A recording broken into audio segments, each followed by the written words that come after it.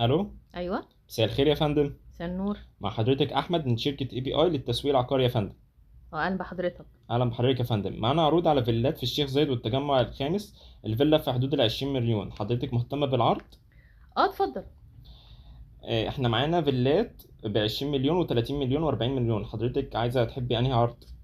خلينا في ال20. تمام يا فندم. هي فيلا في التجمع الخامس مقدمه 50% والباقي على سنتين. حضرتك مكانك فين؟ في ميدان الاوبرا. يعني فين حضرتك يا فندم بالظبط؟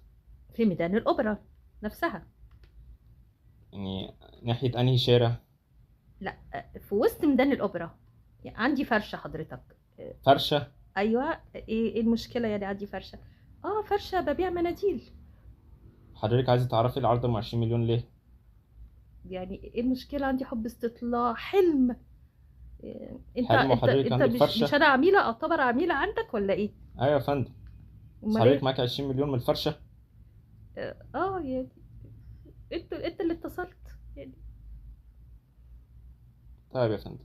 شكرا لحضرتك يا فندم. انت قفلت السكه في وشي ليه؟